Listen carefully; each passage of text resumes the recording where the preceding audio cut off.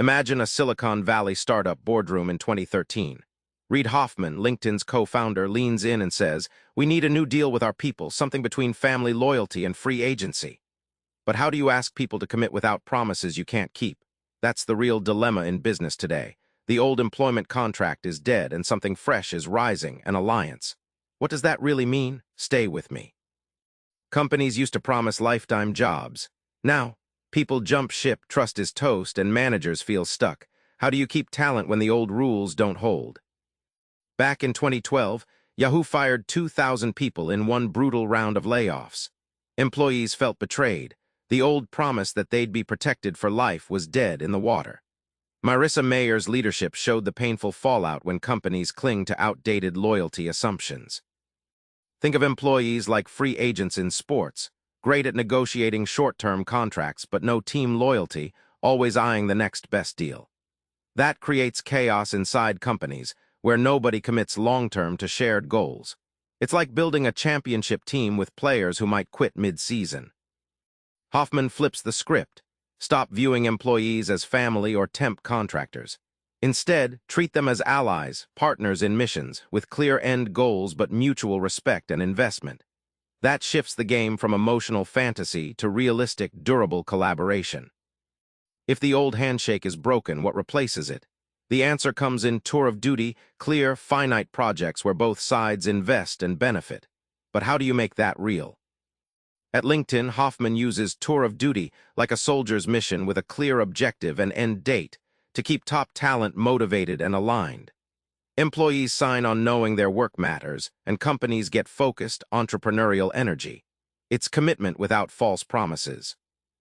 The alliance demands brutal honesty. Managers ask, "Where do you see yourself next year?" Employees admit if they're thinking about leaving. That transparency disrupts the traditional silent dance but clears the fog, making trust possible again through realistic expectations. Mutual investment means companies provide resources, coaching, and stretch assignments, and employees invest extra effort, creativity, and loyalty. It's like a dance where both partners push off in sync.